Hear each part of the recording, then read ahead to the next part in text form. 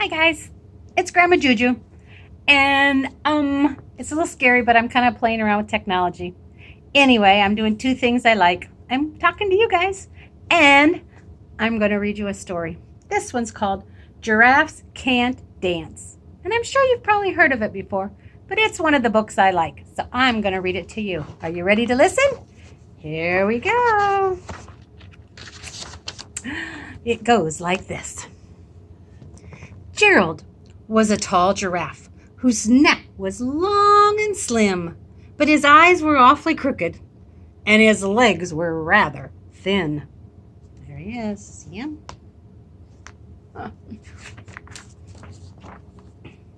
He was very good at standing still and munching shoots off trees. But when he tried to run around, he buckled at the knees. Bloop! He fell down. Oops. Now, every year in Africa, they hold a jungle dance where every single animal turns up to skip and prance. Jungle dance. And this year, when the day arrived, poor Gerald felt so sad. Because when it came to dancing, he was really very bad. The warthogs started waltzing, and the rhinos rock and rolled. The lions danced a tango that was elegant and bold. The chimps all did a cha-cha with a very Latin feel. The 8 baboons teamed up for a splendid Scottish reel.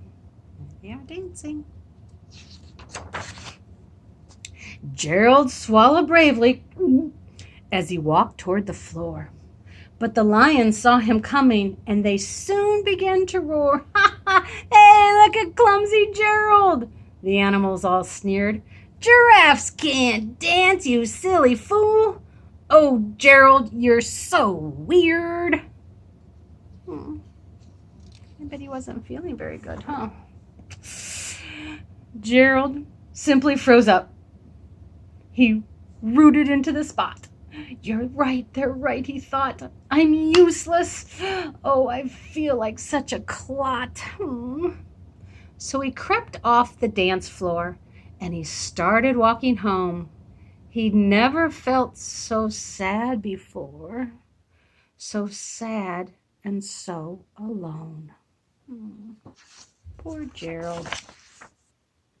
Then he found a little clearing and he looked up at the sky. "The moon can be so beautiful," he whispered with a sigh. "Excuse me," coughed a cricket who'd seen Gerald early on, "but sometimes when you're different, you just need a different song." Listen to the swaying grass and listen to the trees. To me, the sweetest music is those branches in the breeze. So imagine that the lovely moon is playing just for you. Everything makes music if you really want it to. With that, the cricket smiled and picked up his violin. Then Gerald felt his body do the most amazing thing. His hooves had started shuffling, making circles on the ground.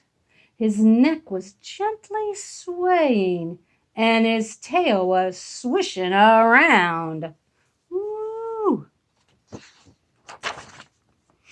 He threw his arms out sideways, and he sang them, swang them everywhere.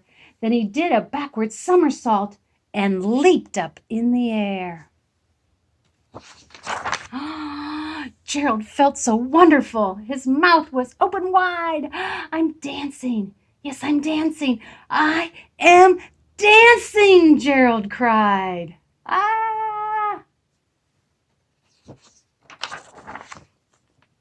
Then one by one each animal who'd been there at the dance arrived while Gerald boogied on and watched quite entranced. Oh, they shouted, "It's a miracle! We must be in a dream. Gerald is the best dancer that we've ever seen." Oh my. "How do you learn to dance like that? Please, Gerald, tell us how." But Gerald simply twirled around and finished with a bow. Then he raised his head and looked up at the moon and stars above. "We can all dance," he said, "when we find music that we love."